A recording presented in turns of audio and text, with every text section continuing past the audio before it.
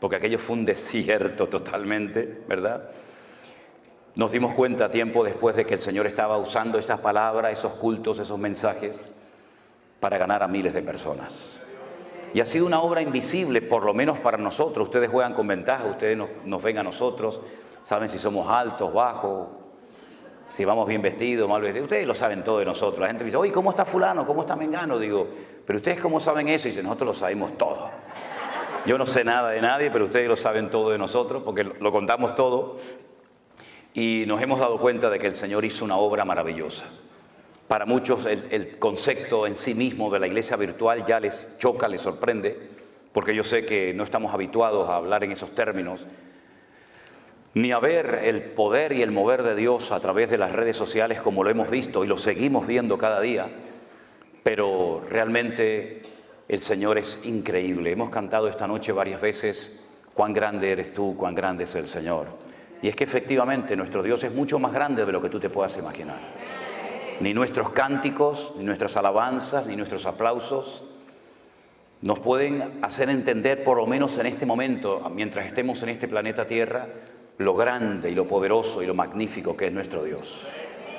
Pero a la misma vez, ese Dios tan inmenso, tan indescriptible para el lenguaje humano, se ha reducido, por decirlo de alguna manera, se ha acercado a nosotros en forma de hombre, con carne y hueso, y habitó entre nosotros, y pudimos ver su gloria. Y cuando caminaba por las calles de Israel, partió el rumbo de la historia en dos. Mira que hubo grandes profetas en la antigüedad, ¿verdad? Podríamos hablar de Jeremías, de Isaías, de Daniel, pero ninguno de ellos se pudo comparar jamás a la personalidad, a la figura de nuestro amado y querido Salvador, el Señor Jesús. Porque Él, mis queridos hermanos, dejando toda la gloria, dice que se despojó y se anonadó. Esa es lo que dice la versión 1909, la nuestra Reina Valera del 60, en ese sentido no tradujo bien el término. Dijo que se despojó, pero yo me puedo despojar de la chaqueta, pero seguir vestido. Pero Él se anonadó, lo cual significa que se hizo nada, ¿verdad? Y tomando forma de siervo, podía haber tomado forma de rey, de conde, de duque, de marqués. Tomó forma de siervo. Y estando en la condición de siervo, de hombre, se humilló a sí misma hasta lo máximo. Ya no podía bajar más. Y dice que estando en la condición de hombre se hizo obediente, porque tú te puedes hacer hombre, pero ser un desobediente, un rebelde. Pero él decidió, él optó a hacerse hombre obediente hasta la muerte, eligiendo la peor muerte de todas las que se han inventado por la raza humana, que es la muerte de cruz. ¿Qué les parece? Un descenso de la gloria al sepulcro. Pero a continuación dice el apóstol Pablo en la carta de los Filipenses, por lo cual, viendo este descenso, por lo cual Dios le exaltó hasta lo sumo y le dio un nombre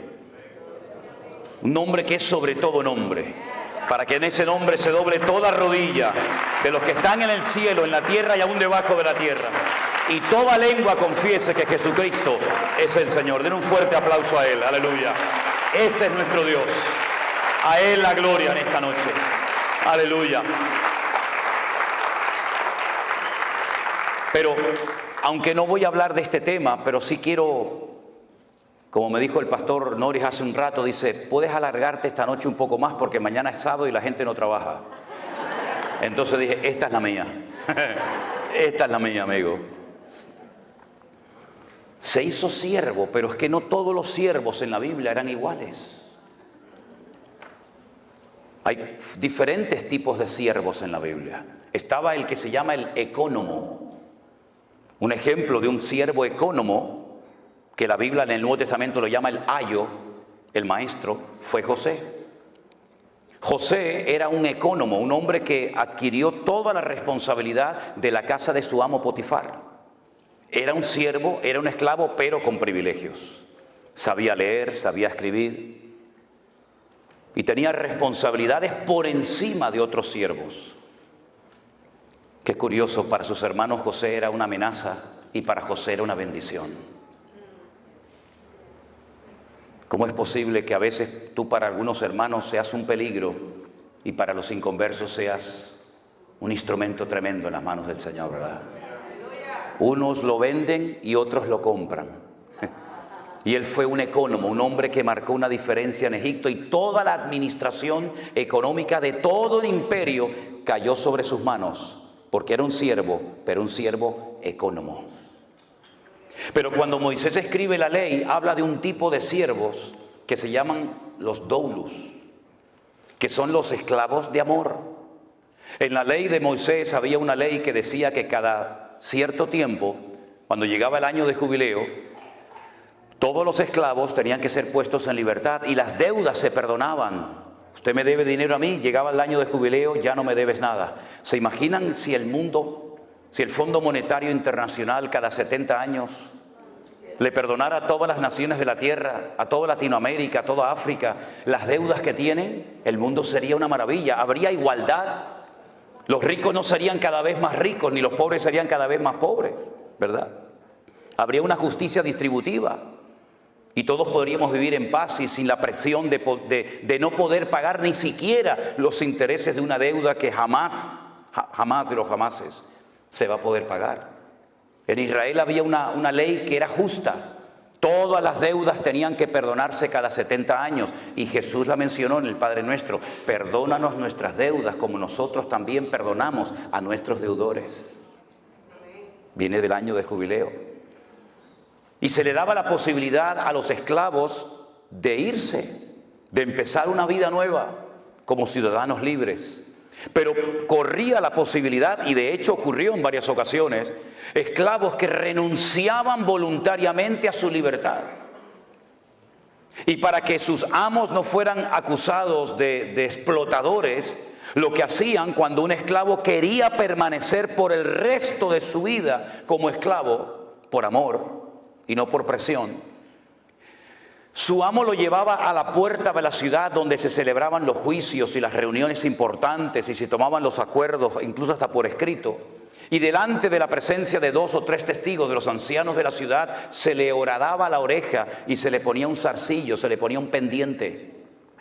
Y cuando tú veías a un hombre por la calle, hoy en día no, porque hay hombres que se ponen zarcillo y no saben ni lo que hacen más bien el ridículo, ¿no? Pero en aquellos días, cuando a un hombre se le ponía un pendiente, la gente decía: mira, este hombre pudo haber sido libre y rechazó a su libertad por amor a su amo. El tercer tipo de esclavo que había era el upereta, que es el que se menciona en el texto de Filipenses que les acabo de mencionar, tomando forma de upereta, tomando forma de siervo. Era el siervo de siervos, el que estaba en el escalafón, en el nivel más bajo, para limpiarle los pies a la gente que venía a la casa de sus amos. Eran los que los romanos ponían abajo en galeras, en aquellos barcos de remo que cruzaban el Mediterráneo, y allí bajabas pero no subías. Allí te encadenaban y morías reventado. Allí no había vacaciones, no había misericordia, no había descanso. Allí el que bajaba no subía. Por eso Pablo dice: Cristo bajó, pero Él subió hasta lo más sumo, porque el Padre lo elevó, ¿verdad? Después estaba el ayo. El ayo es el que menciona Pablo. Dice que la ley, la Torá de Moisés, fue nuestro ayo, es decir, fue como un instrumento que nos llevó para conocer a Cristo. Y una vez que conocimos a Cristo, la ley ya dejó de cumplir su función, ¿verdad? Y el ayo era el siervo culto que sabía leer, que sabía escribir, y se utilizaba para entrenar al heredero. Y dice que mientras el heredero estaba bajo el ayo era superior a él, pero cuando el heredero crecía, ya el ayo no tenía ninguna función, ninguna razón de ser. Entonces vemos cómo en la Biblia hay distintos niveles, pero no solamente de servicio, sino también hay niveles de fe. Había personas a las cuales el Señor le decía: grande es tu fe. En todo Israel no he encontrado a nadie que tenga tanta fe como tú. Pero sin embargo a otro de sus discípulos le dijo: hombre de poca fe, ¿por qué dudaste? Y dice que cada uno tiene que moverse según la medida de fe que ha recibido. Y hay diferentes operaciones, y hay diferentes ministerios, y hay diferentes manifestaciones del fruto del Espíritu Santo que mora en nosotros, y hay diferentes dones. Primera de Corintios 12, Romanos capítulo 12, nos hablan de los únicos dones que hay. A mí me llama la atención que a veces la gente dice, yo tengo el don de no sé qué. Yo digo, ¿y eso dónde está? Yo tengo el don. Digo, eso no es un don, señora o hermana. Eso es una habilidad que usted aprendió. No es un don tocar la guitarra. Para aprender a tocar la guitarra usted tiene que estar años y sacar callos en sus manos. Eso no es un don, eso es un talento, es una habilidad. Un don es algo que usted tiene de la noche a la mañana sin aprenderlo, sin adquirirlo. Pero un talento es algo que usted puede ir cultivando y desarrollando con el paso del tiempo. No, yo tengo el ministerio de limpiar la iglesia. Eso no es un ministerio. No me digan. No. Bueno, vamos a dejarlo ahí porque se van a enfadar conmigo algunos. Y yo no venía a hablar de esto esta noche. Cierre sus ojos un momentito, vamos a orar, porque yo creo que el tema que tengo esta noche para compartir con ustedes, que es un estudio predicado, creo que nos puede hacer mucho bien y espero que la palabra del Señor nos hable y nos ministre en esta noche. Yo voy a pedirle al hermano Luis, si es tan amable, hermano, venga un segundo. Haga una oración para que la palabra que el Señor hoy puso en mi corazón, que compartiera con todos ustedes, sea de bendición para la iglesia y para todos los que posteriormente la van a escuchar. Oramos, hermanos. Padre Dios, venimos delante de tu presencia, reconociendo, Señor, tu poder. Gracias. Gracias, Dios mío. Todo lo que tenemos y todo gracias, Señor. Por tus méritos, Señor. Aleluya. Te damos las gracias, Señor, porque enviaste al Espíritu Santo. Amén. No solamente a traernos las escrituras. Oh, sí, Señor, Shaddai, ayúdame en el nombre de Jesús. Así es. A darnos iluminación. Oh, gloria, barabacosha, ayúdame, Señor, en el nombre de Jesús. Sí, así es. Te damos las gracias. Gracias, Dios mío. Señor, en este día. Oh, gloria. Santo, que tú derrames conocimiento, que tú derrames entendimiento, Señor. Que puedan, Señor, recibir, Señor. Sí, Padre Santo. Exponer, Señor. Prepara los corazones. Amén. Dios. En el nombre de Jesucristo te damos las gracias. Amén, amén. Gracias, hermano. Fuerte ese aplauso a nuestro Dios. Aleluya. Gloria a Dios. Antes que se me olvide, yo dije que en marzo del 2020 estuvimos pasando un desierto. Todos estuvimos en cierto sentido, unos más, otros menos, pasando un desierto, ¿verdad? Veíamos las iglesias vacías, por lo menos yo, las sillas vacías, pero cuando un día descubrí el significado de la palabra desierto en hebreo, uy, ese día me empecé a gozar de una forma tremenda. ¿Quieren que se lo comparta un momentito? Sí, ok.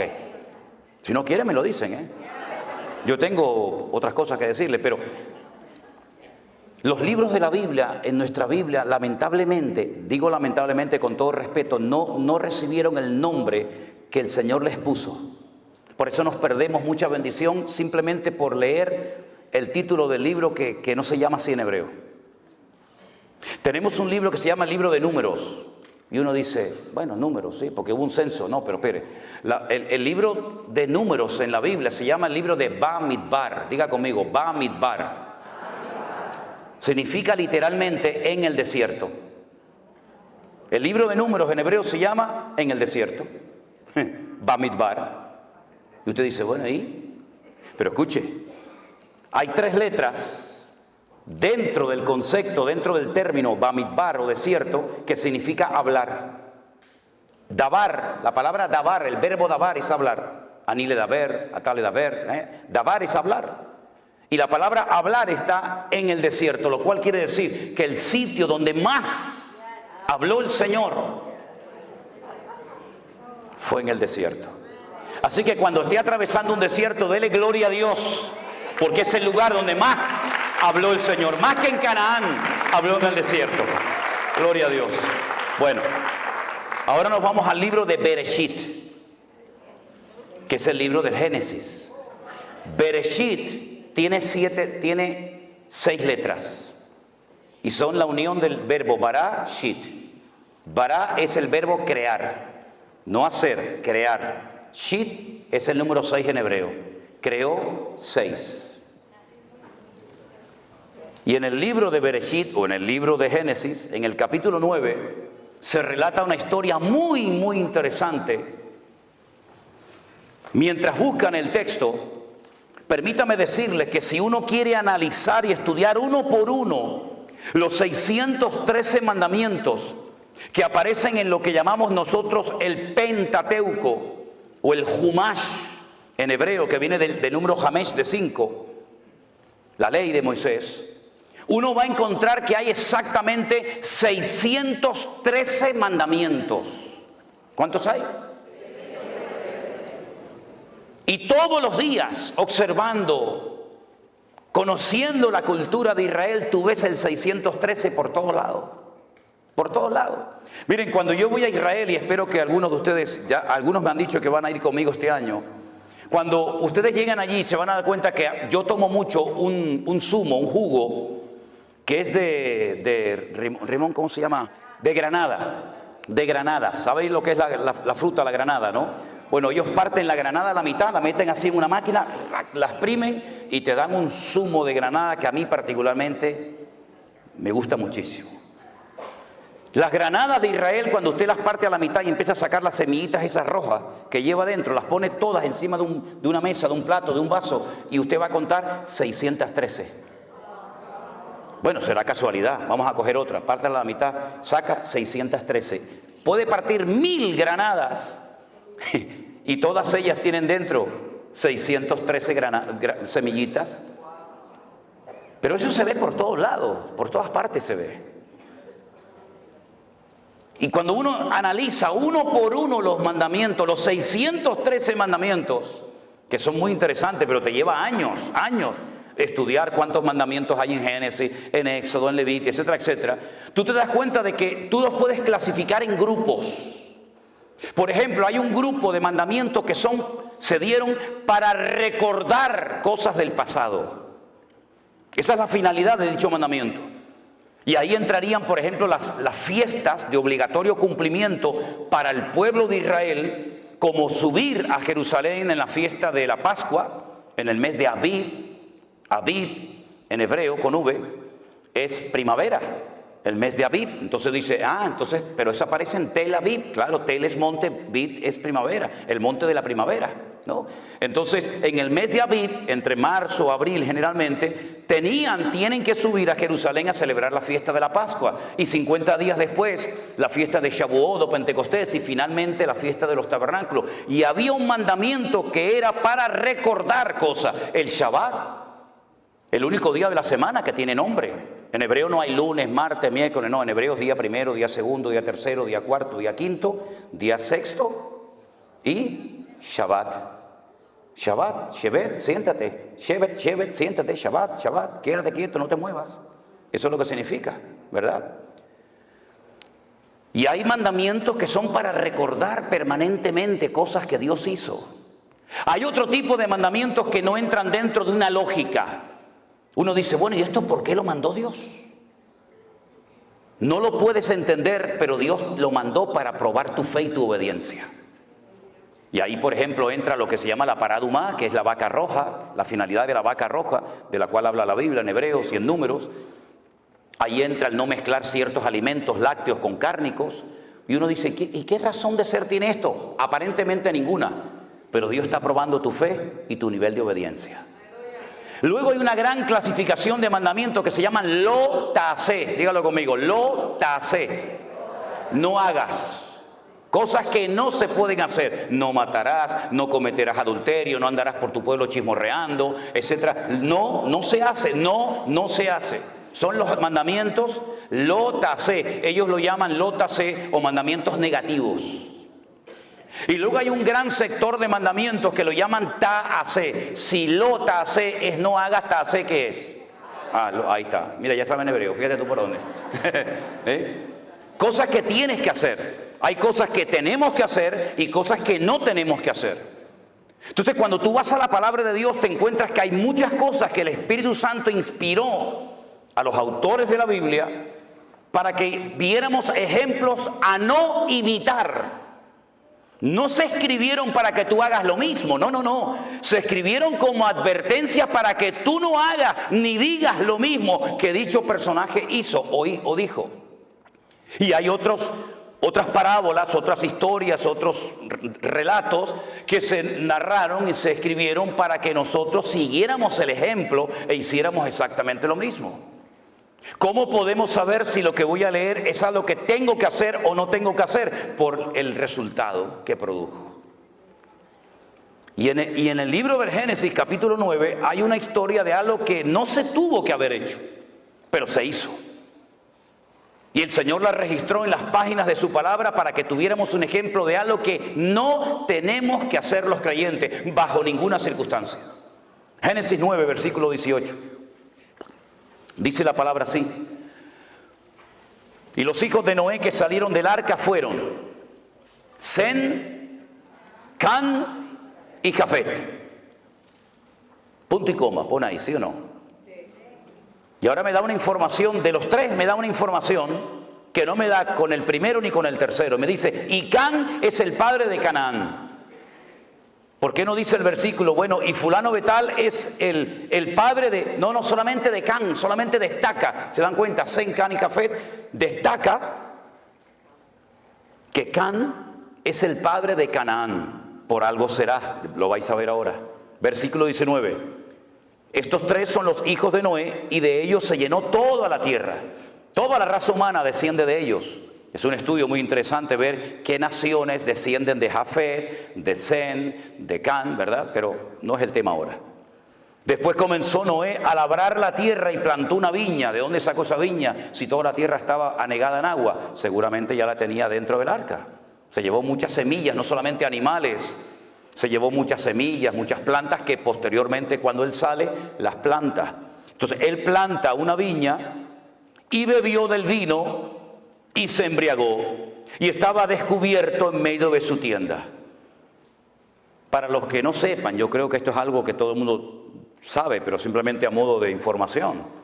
Si usted planta una viña y usted coge las uvas y las pisa y saca el jugo, el vino, si usted lo mete en una barrica de madera o de lo que sea, usted no tiene que meterle alcohol a eso. Eso fermenta y eso ya lleva el alcohol incorporado. Por eso cuando dice la gente, no, es que los discípulos y Cristo no bebían vino con alcohol, eso es mentira. Eso es rotundamente falso. Hay solamente dos formas, y yo he hecho una de ellas. Solamente hay dos formas de extraerle el alcohol, en este caso al vino, y es por un proceso químico que se hace en un laboratorio y se extrae el alcohol de una copa, de una botella de vino, o por envasado al vacío. Si usted no le extrae el alcohol al vino y si usted no lo envasa al vacío, eso que usted pisa sí o sí lo va a ver que hierve y al poco tiempo eso tiene alcohol. Eso es así.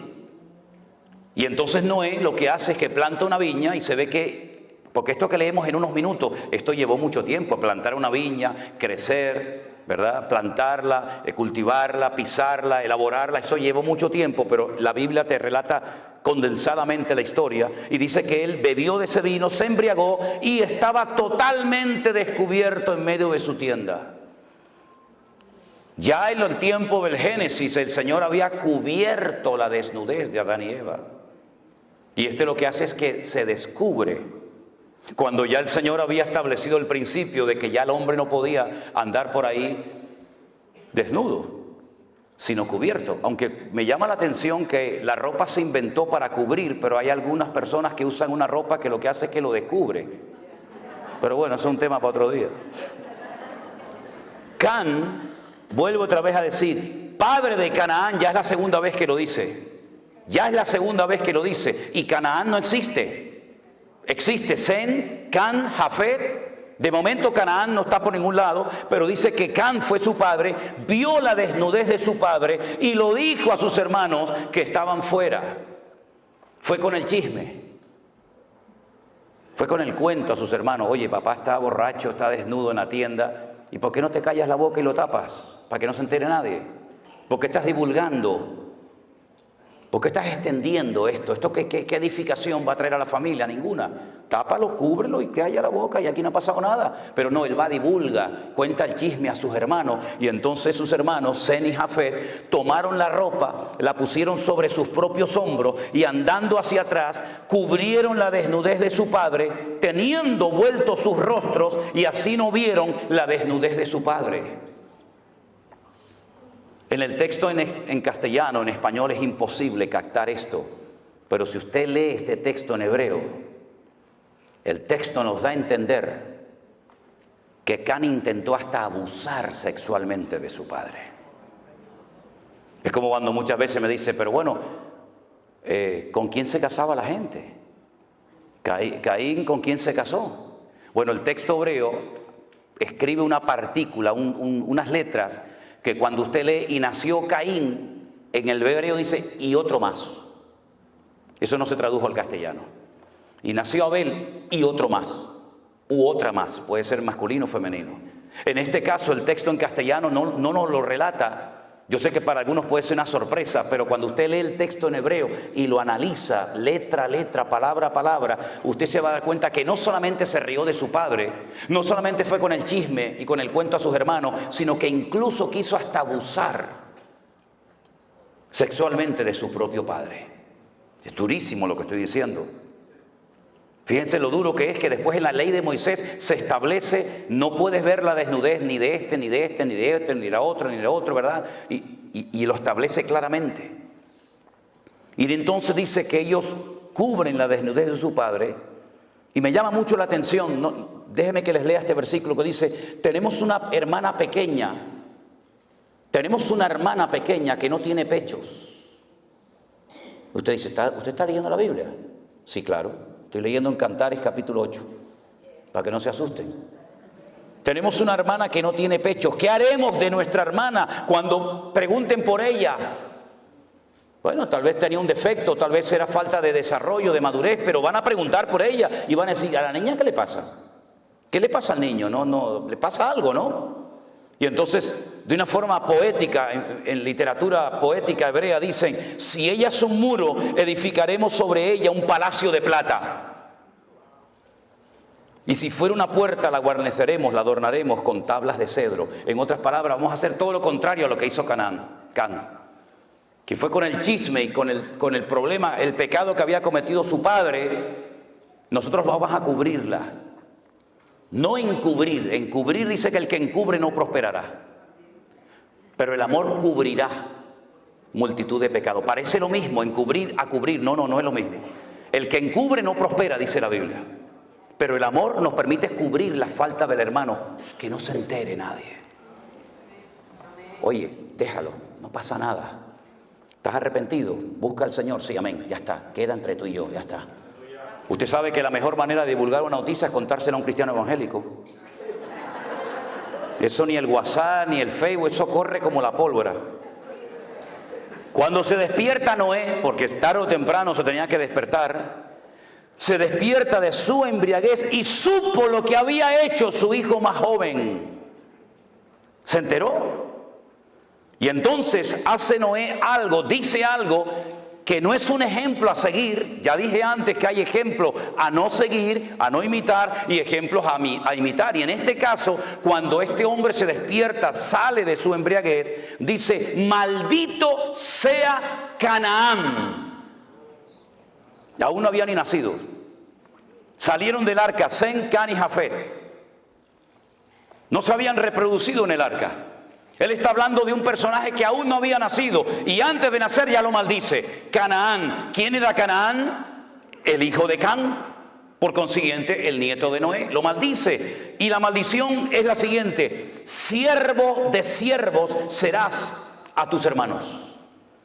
No vas a levantar cabeza nunca. Vas a ser un criado, un siervo de todo el mundo. Y dijo más. Bendito sea por Jehová mi Dios, sea Sem. Y sea Canaán su siervo.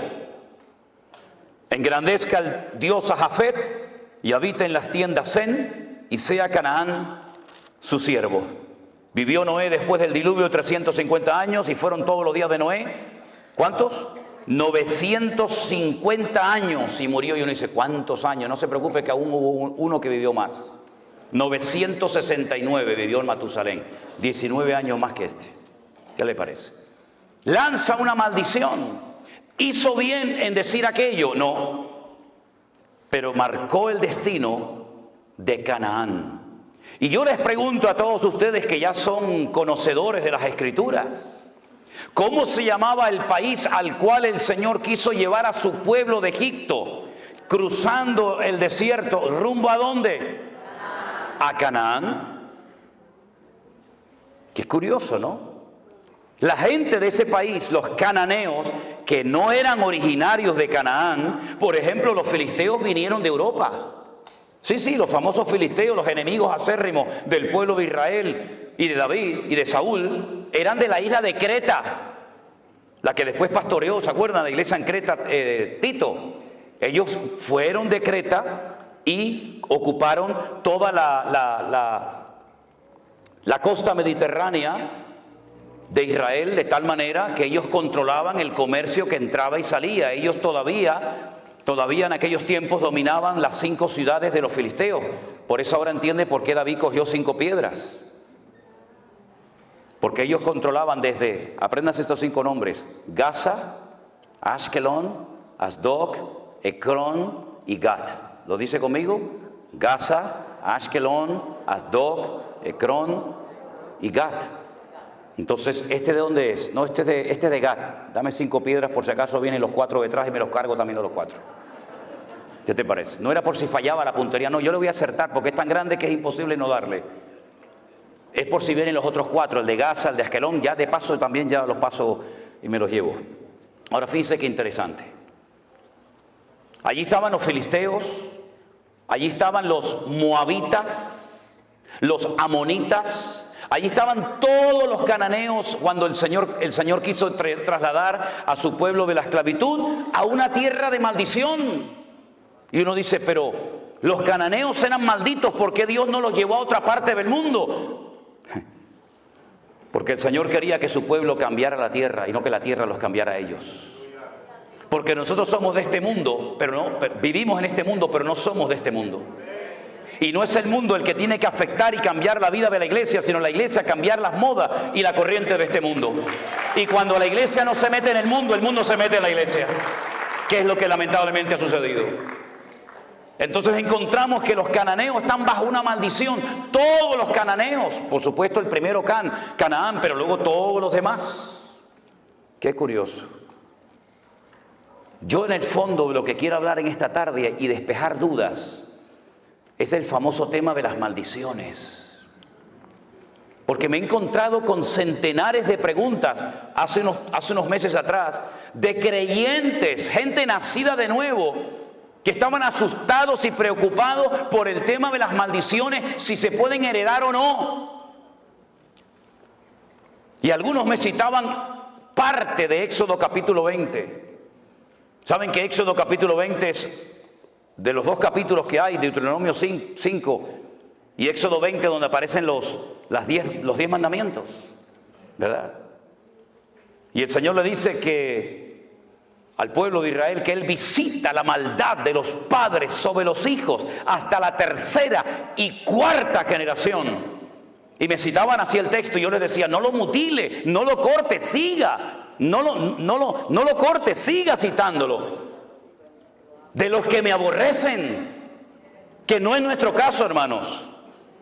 Dios visita la maldad de los padres sobre los hijos hasta la 3ª y 4ª generación de los que me aborrecen. Pero para 1000 generaciones será bendita la generación del justo. ¿Y cuánta gente vive bajo esa opresión? Y asustados y con miedo. ¿Será que yo estoy maldecido porque mi abuelo le pegó? ¿O mi abuelo fue un alcohólico? ¿O mi madre fue...? ¿Pero qué está diciendo? ¿Quién le enseñó esa barbaridad, esa locura? Yo voy a ir despejando con la palabra, no con argumentos humanos. Yo no vengo aquí a entretenerles a ustedes, yo vengo aquí a predicar la palabra de mi Dios. Y yo le voy a ir despejando con la palabra falsos argumentos y falsas posturas teológicas que han hecho mucho daño al pueblo de Dios.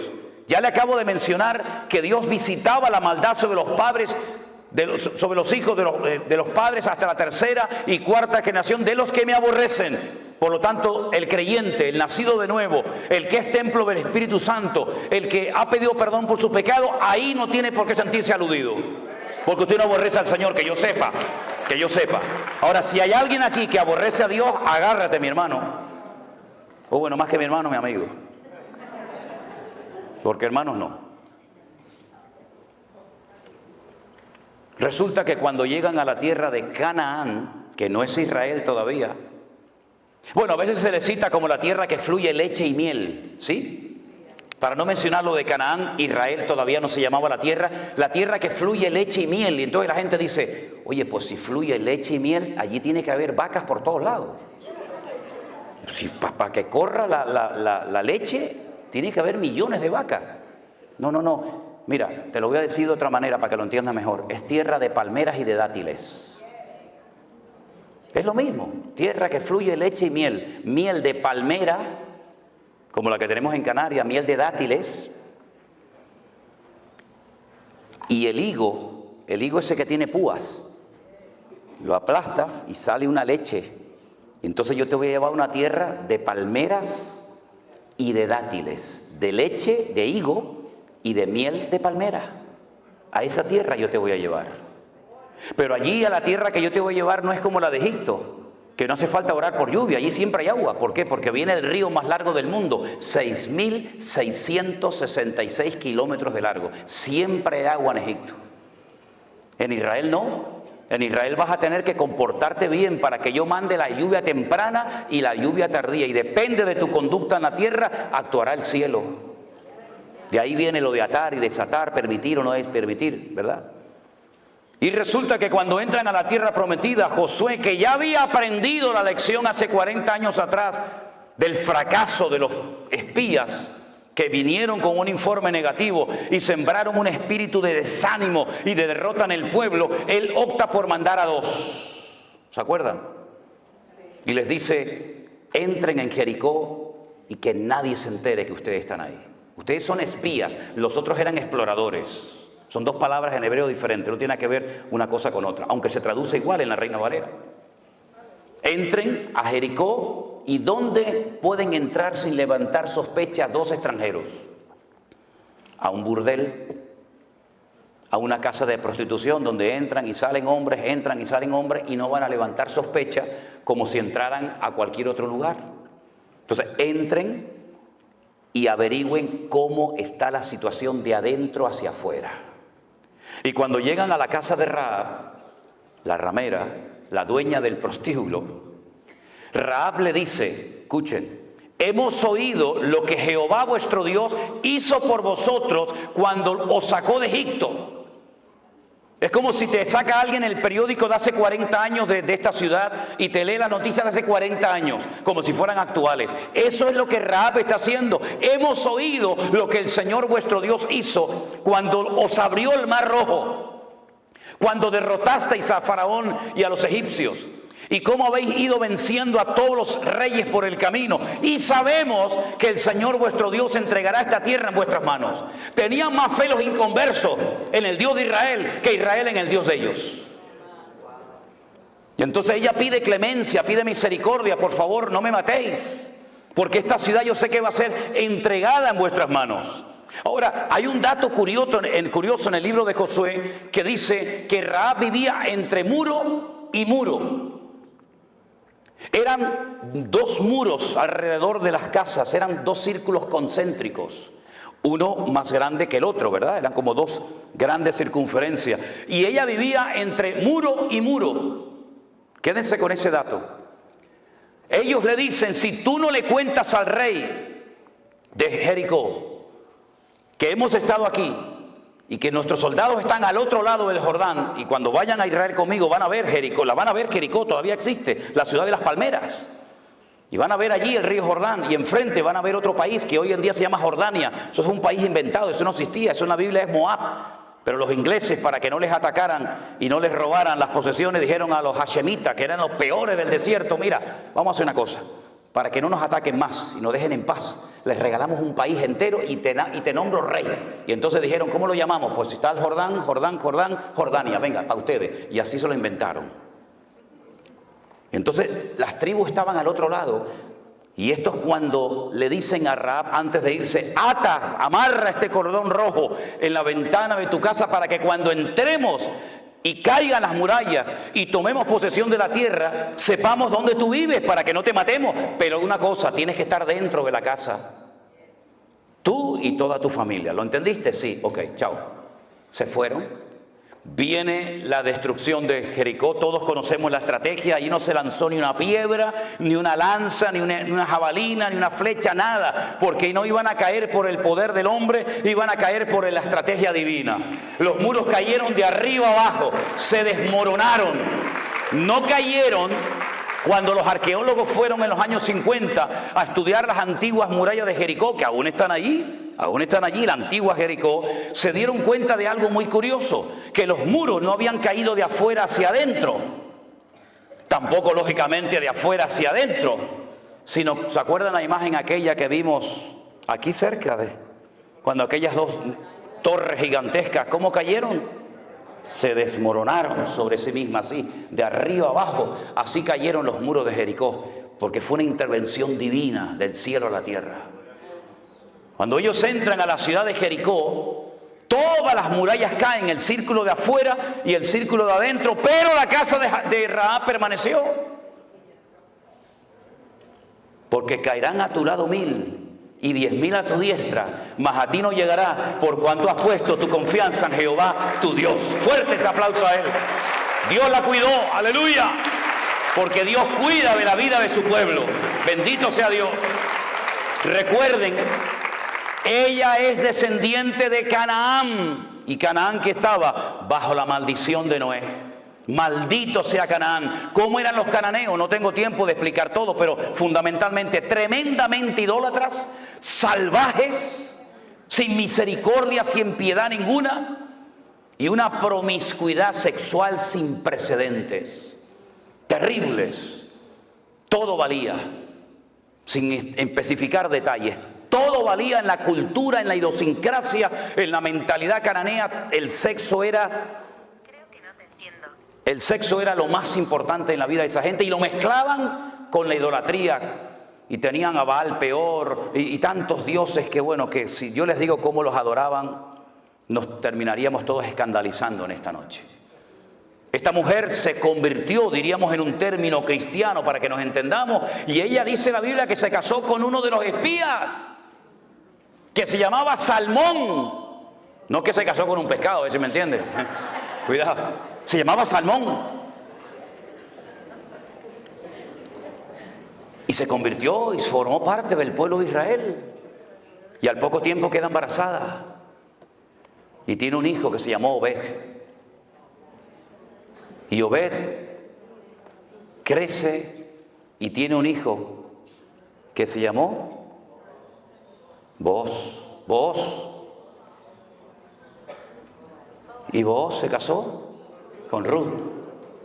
Y tuvo un hijo que se llamó Obed, Isaí, David, Judá y todas las tribus de Israel. Y uno ve que aquella maldición que venía desde los tiempos del diluvio se cortó definitivamente, hasta el punto que en la genealogía de Mateo capítulo 1 aparece Rahab como antepasada del rey David y como uno de los antepasados del Señor Jesucristo. ¿Por qué? Porque Él rompe toda maldición y ahora nos lleva de gloria en gloria, de victoria en victoria y de triunfo en triunfo en el nombre del Señor.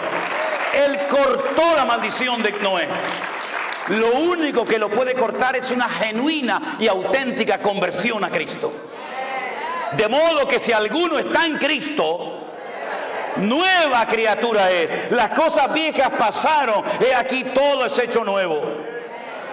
Y dice Ezequiel capítulo 18, verso 19, venga conmigo, ¿tiene su Biblia a mano? Ezequiel capítulo 18, verso 19. Mire lo que dice la palabra de Dios. ¿Por qué no leen algunos de estos textos? Parece que los arrancaron de sus Biblias. Si dijereis, ¿por qué el hijo no llevará el pecado de su padre? A ver, que me lo expliquen, ¿por qué? Porque el hijo hizo según el derecho y la justicia. Guardó todos mis estatutos y los cumplió. De cierto vivirá, que fue lo que hizo Rahab. Era una mujer bajo la maldición de Noé, estaba maldita. Pero ahora ella se ha convertido, guarda los estatutos del Señor, cumple la palabra y dice, y de cierto vivirá. El alma que pecare, esa es la que morirá. El hijo no llevará el pecado del padre, ni el padre llevará el pecado del hijo. La justicia del justo será sobre él y la impiedad del impío será sobre él. ¿Cuántos dicen amén?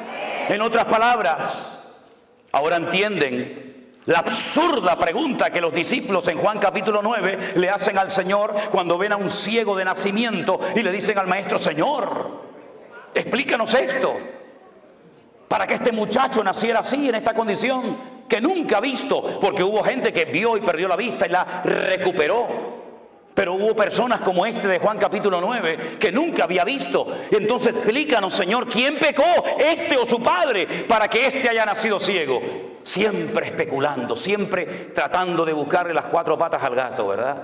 Siempre tratando de buscarlo, ¿verdad? De complicarnos la vida. Y el Señor le dice, no, no es así. No es que pecó ni este, ni su padre, sino que este nació ciego para que la gloria del Señor hoy se manifieste en él. Y veáis que hay poder en el nombre del Señor para cambiar vidas y desgracias.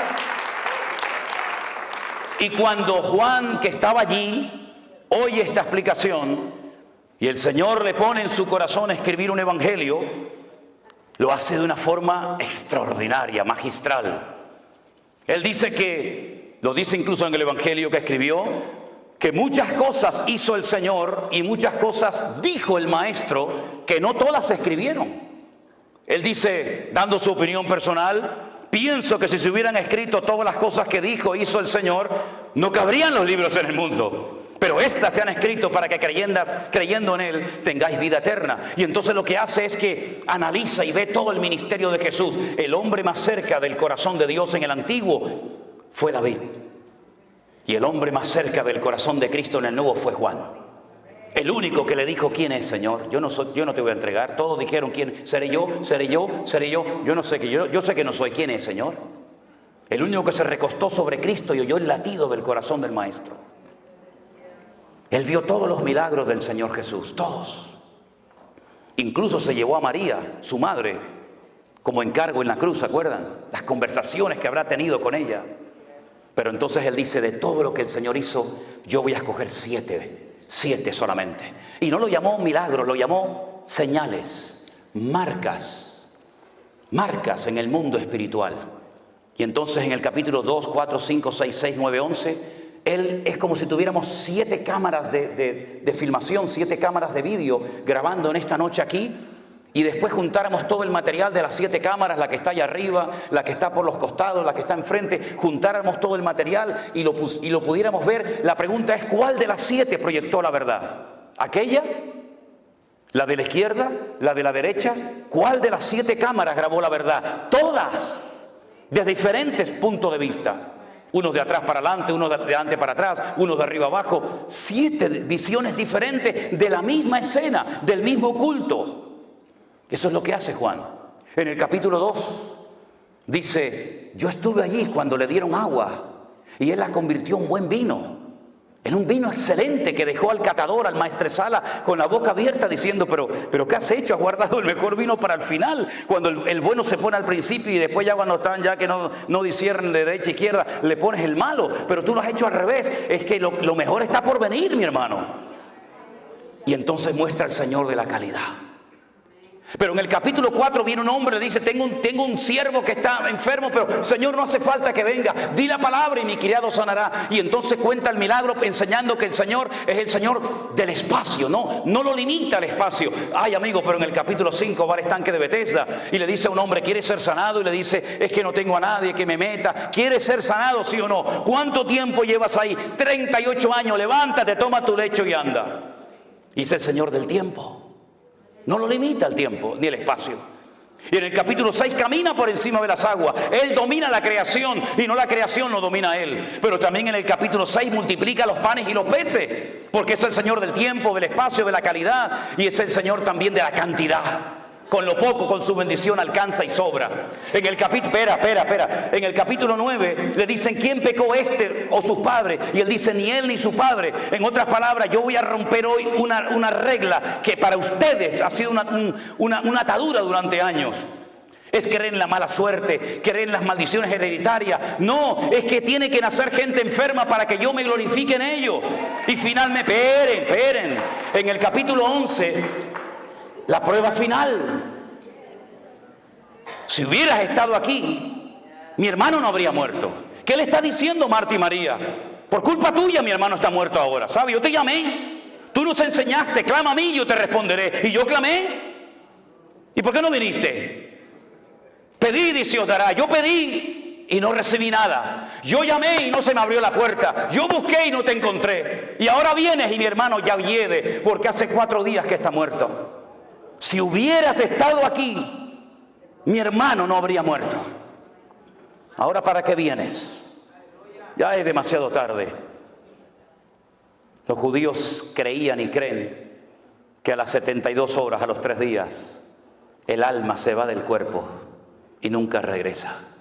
Por eso cuando vas a Jerusalén, al Valle de los Huesos Secos, al cementerio más antiguo del mundo, te encuentras en las tumbas una ventana para que salga el alma y no regresa hasta el día postrero, en la resurrección. Y Jesús le dijo, pero María, por favor, Marta, yo soy la resurrección y la vida. ¿Qué estás diciendo? El que cree en mí, aunque esté muerto, vivirá. Y le dice Marta y María, yo sé que mi hermano resucitará, pero no ahora, en el día postrero. Es una fe a largo alcance, pero no la sabes acercar a tu realidad, a tu vivencia personal de ahora. Mucha fe en el cielo, mucha fe en la gloria, mucha fe en la nueva Jerusalén, pero ahora eres incapaz de creer que Dios hoy te puede sorprender con un milagro. Vamos al cementerio y dice Lázaro sal fuera. Y yo he estado en la tumba de Lázaro. Me metí dentro de la tumba de Lázaro y quise probar por mí mismo lo que dice la Biblia, que lo llamó a gran voz. Me metí dentro de la tumba de Lázaro, que no es así en horizontal, sino es como una escalera así como bajando. Y cuando estaba bien abajo en la tumba le dije, antes de entrar a los de arriba, gríteme con toda su fuerza. Y no se oye nada. Y menos con una piedra, que en este caso ya no está. Pero el Señor lo llamó y Lázaro salió fuera. Entonces en esos capítulos 2, 4, 5, 6, 6, 9, 11, usted puede ver que no hay nada ni nadie que detenga al Señor. ¿Por qué? Porque Él es el Rey de Reyes y Señor de los Señores. Apláudele ahora si quiere a Él. A Él toda la gloria, a Él la honra, aleluya. Él lo cambia todo. Él lo cambia todo. Rahab llegó a ser antepasada del mismísimo rey David. Dejó la prostitución, dejó la mala vida. Llegó a ser antepasada del Señor Jesucristo. Porque no importa lo que tú hayas hecho o cómo te hayas comportado, el Señor perdona y olvida. Hay creyentes que ni perdonan ni olvidan. Pero nuestro Dios siempre, al corazón arrepentido, al contrito y humillado, tú no despreciarás. ¿Verdad? Y ese es nuestro Dios. Es un Dios que torna toda maldición en bendición. Dice Gálatas capítulo 3, verso 10. Vengan conmigo. Gálatas capítulo 3, versículo 10.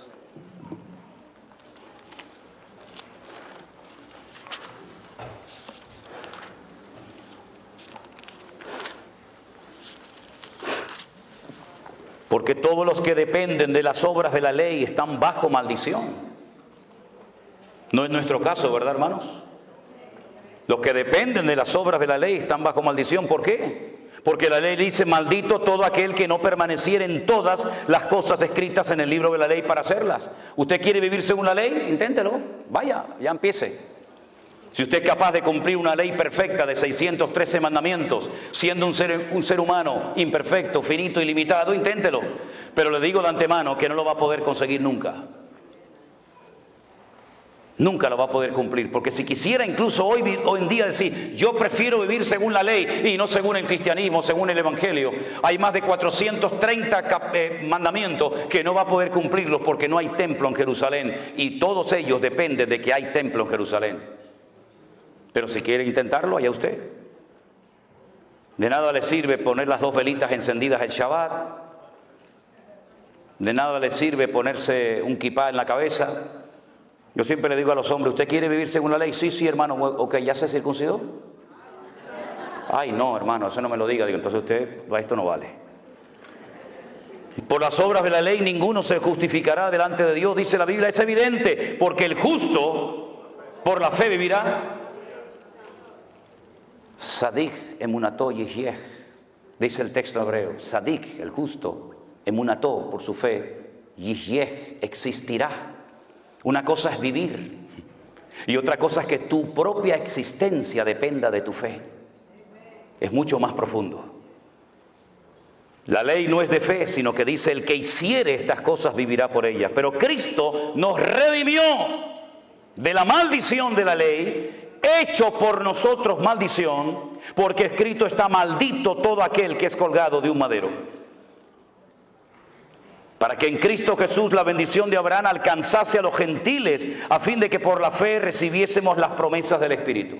En otras palabras, todas las maldiciones del Antiguo Testamento, que son muchísimas, el Padre se las cargó a nuestro Señor Jesucristo en la cruz. Las quebró todas y cada una de ellas. Y la última palabra, las últimas palabras de Cristo en el madero, en la cruz, fueron: consumado es. Tetelestai. Consumado, pagada está la deuda.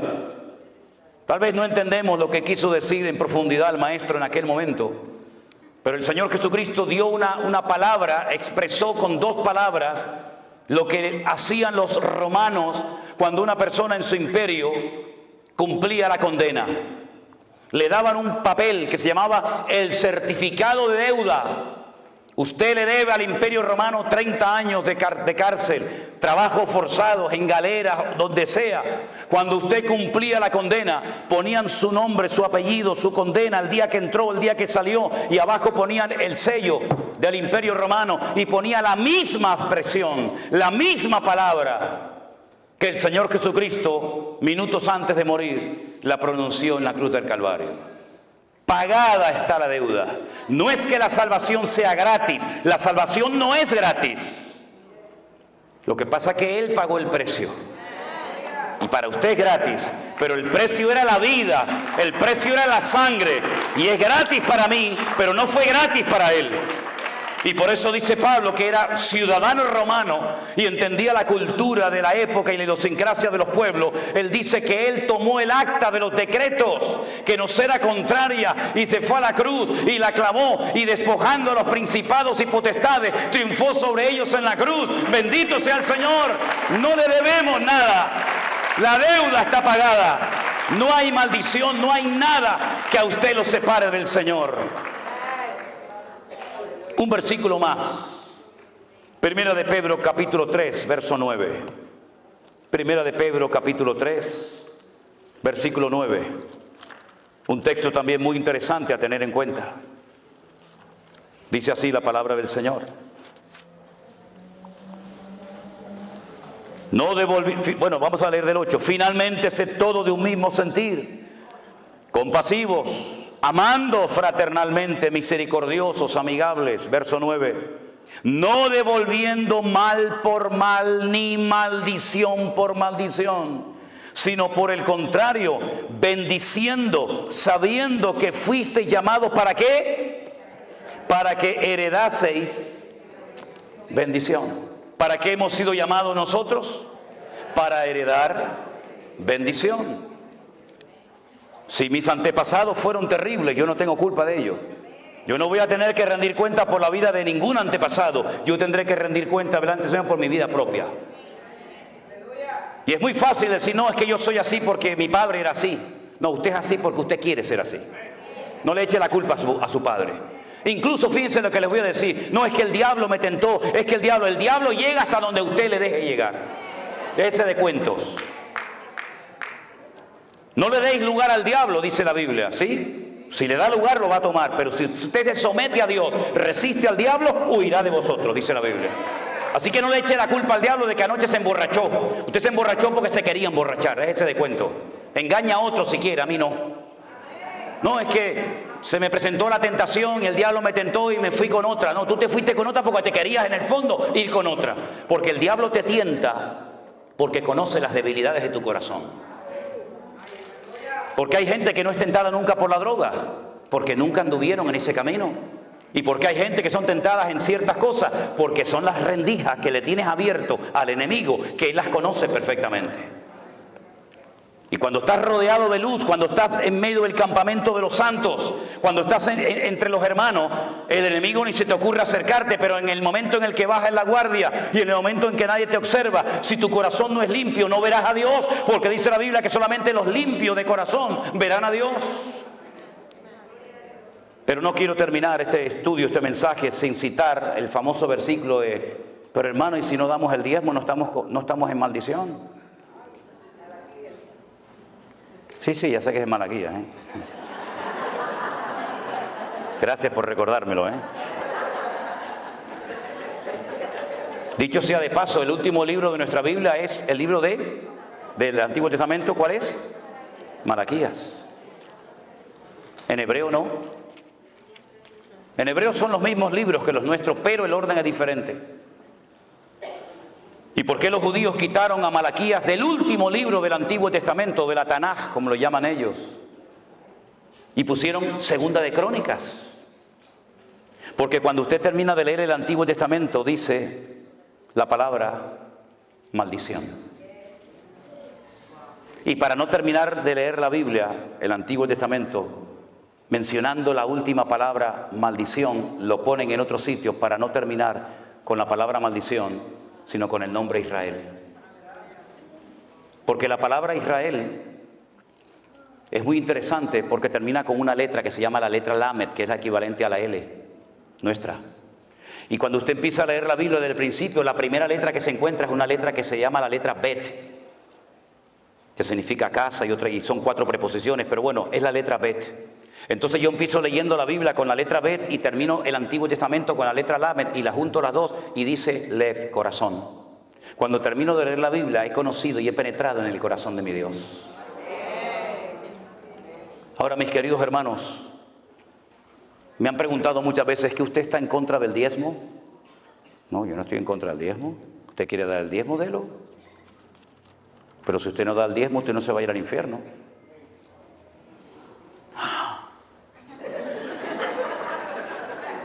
Pastor, arréglalo después usted lo que yo estoy rompiendo. Yo no estoy de acuerdo, me dicen algunos, porque el diezmo del Antiguo Testamento. Le digo, no pasa nada, hermano. A partir de ahora del 20, porque el diezmo era lo mínimo. ¿Usted no está de acuerdo? Tiene que dar el 20, menos no puede dar porque está fuera de orden, ¿verdad? Pero mire, hermano, yo le voy a decir una cosa. Cuando el pueblo de Israel entró en la tierra prometida con Josué, el Señor le dijo a Josué, hay que repartir la tierra a esta gente. Toma medidas de la tierra, a cordel, toma medidas, ¿verdad?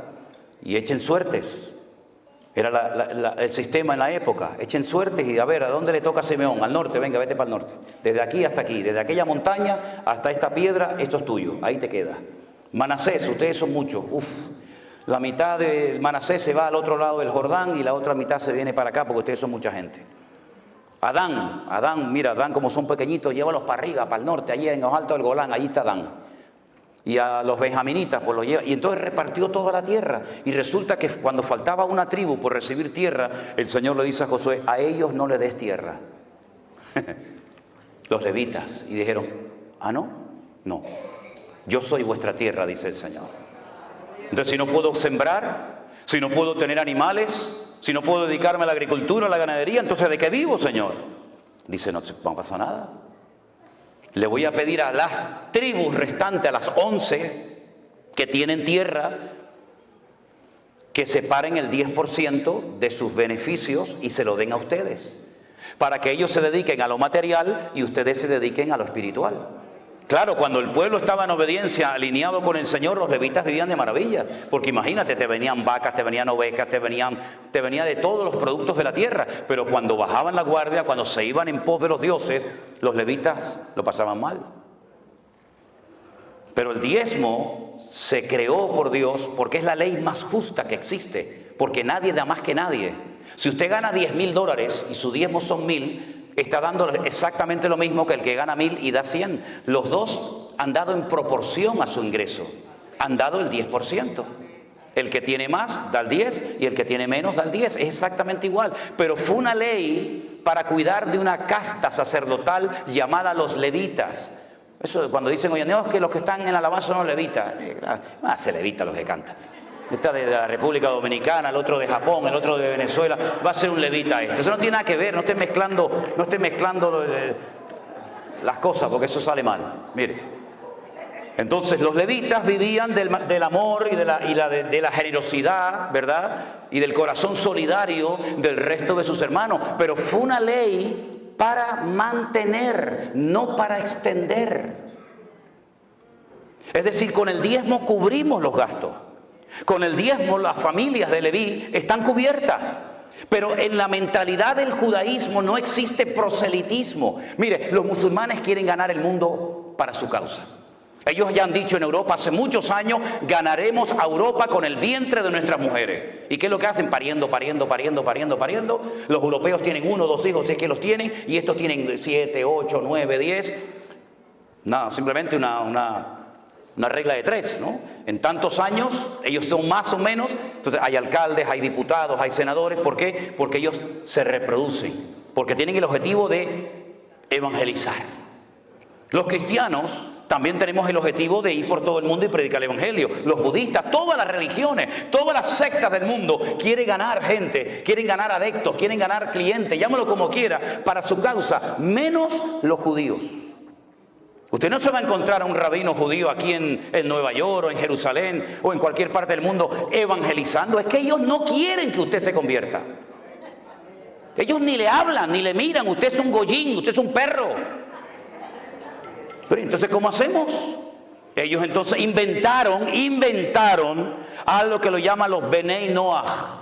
Benei Noah, los hijos de Noé. Y se inventaron 7 leyes que Dios le dio para los gentiles a Noé. Es un invento. Esto está en el Talmud, la Tetafot, la Gemara. Son cosas que no...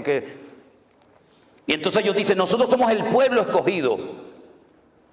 Ellos no tienen ninguna intención de evangelizar. Entonces, el sistema del diezmo era única y exclusivamente para mantener el templo abierto, pero no para extender el judaísmo o la Torá por todas las naciones de la tierra. ¿Cuál fue el gran error de la iglesia? Adoptó un sistema del judaísmo, lo aplicó a la vida de la iglesia y creen que con los diezmos y con ofrenda vamos a evangelizar el mundo, y es imposible, porque es cuestión de matemática, y las matemáticas son ciencias exactas. Si a usted le entran 10,000, su límite son 10,000. Si a usted le entra $1.000.000, su límite son $1.000.000. Los diezmos son regularmente, generalmente, salvo excepciones, generalmente son las mismas entradas. Si usted basa su ministerio, si usted basa la economía de su ministerio, de su iglesia, de su denominación, única y exclusivamente en diezmos, usted está autolimitándose sin querer, porque la gente ganará siempre más o menos lo mismo. Entonces, ¿cuál es el sistema de Dios para la iglesia hoy en día? El justo por la fe vivirá. Eso se lo dijo el Señor a Abraham, no a Israel, se lo dijo a Abraham. Y por eso dice la Biblia que nosotros no somos hijos de la ley, nosotros somos hijos de Abraham, el que recibió las promesas. Entonces, si usted vive por fe, no hay límite. No hay un límite, no hay una contabilidad casi exacta todos los meses, sino que usted va a ver cada mes la gloria y la bendición del Señor. Y entonces cuando usted tiene que hacer algo, usted no tiene que sacar la calculadora. Usted lo que tiene que ponerse de rodillas y poner su fe encima de la mesa. Porque si usted saca la calculadora, dice, no podemos, hermanos, no podemos. Ha entrado este mes 10,000. Y ustedes me están diciendo que nos metamos en un proyecto de 50 millones. Y ustedes me están diciendo que compremos un avión. Y que ustedes me están diciendo, entonces no cuadran los números. Y una cosa es fe y otra cosa es locura y ambición. Una cosa es la fe y otra cosa es decir, no, el Señor nos va a respaldar. ¿Qué te va a respaldar si no te respaldan a ti? Pero si yo digo, hermanos, no nos dan las cuentas, pero no se preocupen, vamos a orar. Y el Señor nos va a sorprender. Y entonces el Señor comienza a sorprenderte como lo hizo con nosotros, que sin diezmos y sin ofrendas recibimos en los 2 meses de confinamiento ofrendas generosas de todo el mundo, que jamás en nuestra vida nos podíamos imaginar cómo el Señor usando a gente que no conocíamos. El Señor tocaba corazones de gente en Australia, en Alemania, en Afganistán, en Japón, en montones de lugares, sorprendiéndonos, porque el que sustenta y cuida a la iglesia no son los diezmos suyos ni los míos, sino es el Señor que cuida y bendice a la iglesia.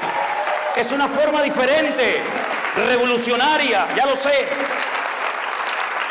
Pero algunos dicen, bueno, está muy bien su explicación. Está muy bien, como me dijo a mí un pastor, yo te entiendo, Manolo, lo que quieres decir, pero yo no tengo esa fe. Y le dije, pues tienes un grave problema, querido. Porque yo tengo la obligación como pastor de despertar, de desafiar a mi pueblo. Y la Biblia me dice a mí como pastor, ese versículo no es para ti si eres oveja. Ese versículo es para mí como pastor. Y para los pastores que estamos aquí presentes. Imitad la fe de vuestros pastores. Yo no tengo que imitar la fe de ustedes. Son ustedes los que tienen que imitar la fe de vuestros pastores. Y para poder imitar la fe de unos pastores, uno tiene que ser el botón de muestra, el punto de referencia de lo que yo intento decirle a la iglesia. Porque no solamente cuando predico soy consciente que transmito información, y es una tremenda responsabilidad, sino que transmito mi forma de ser, transmito mi espíritu, y permita el Señor que transmite la fe de tal manera que hay gente recién convertida que tiene fe para creer y ver cosas del Señor, que gente que lleva toda la vida en la iglesia ya no tienen esa fe. Por eso, mis queridos hermanos, si algo grande ha hecho el Señor en este tiempo de confinamiento y posterior, es romper muchas estructuras. Estructuras de denominaciones que funcionaron pero que ya no van. Estamos en unos nuevos tiempos, la palabra es la misma, el evangelio es el mismo, el mandato es el mismo, el Espíritu Santo es el mismo, pero Dios se está moviendo de formas diferentes en la tierra. Y hemos podido ver una cosecha de almas en 2 años que no habíamos visto en 40 años de servicio al Señor. Porque nuestra confianza no está en lo que tenemos, porque no tenemos nada. Algunos dirán, bueno, ahora que les está entrando tanto dinero a ustedes con ofrendas y con Facebook y con YouTube, este hombre será un millonario. Ahí está el tesorero de la iglesia, ahí está Armando. Pregúntenle a él cómo vive Manolo y Elena y sus hijas. Nosotros no tenemos propiedades, ninguna. Yo llevo ganando el mismo sueldo que me paga la iglesia hace 22 años. No vivo como un millonario. Miren mi ropa, miren mi casa, miren cómo vivimos. Yo no tengo anillo, yo no tengo cadena, yo no tengo nada. Este reloj me lo regaló una hermana en Israel cuando estuve. No estoy en contra de nada de eso. Pero yo sé que a mí me miran con lupas miles de personas. Y yo en lo que pueda evitar, intentaré evitar excesos, abusos y estupideces que no sirven para nada, sino para dar un mal ejemplo a las congregaciones. No se fije en el predicador cuando predica, fíjese en el predicador cuando se baja del púlpito. Y sobre todo mire a la familia del que predica. Porque de nada sirve que uno aquí arriba te aplaudan y te quieran y todo eso, si luego tu vida es un desastre a nivel personal y familiar. Hermanos queridos, vivamos en la libertad gloriosa de los hijos de Dios. Ninguna condenación hay para los que están en Cristo Jesús, los que no andan conforme a la carne, sino conforme al Espíritu. Cierra tus ojos en esta noche, mi querido hermano. Podríamos hablar mucho más de muchas cosas, pero como dice el refrán, al buen entendedor, con pocas palabras le basta.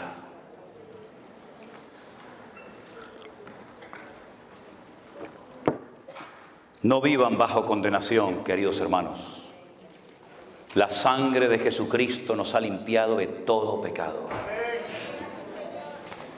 Las cosas viejas ya pasaron. Disfrute de su comunión con el Señor. Disfrute de su familia, de sus hijos. El ministerio no es para sufrir. El ministerio es un privilegio. Y el día que no nos apasiona el ministerio y servir a las almas, pues tendremos que dedicarnos a otra cosa. Porque no hay nada peor que un ministro cansado, agobiado, estresado. Pero qué gozo tan grande cuando ves en la casa de Dios, en los hijos del Señor, el gozo, la paz, la alegría. Nos gozamos con lo mucho, nos gozamos con lo poco. Cuando hay, gloria a Dios. Cuando no hay, gloria a Dios. Exactamente igual. Como decía el sabio Salomón, Señor, no me des riqueza ni pobreza. Porque si me falta, capaz robo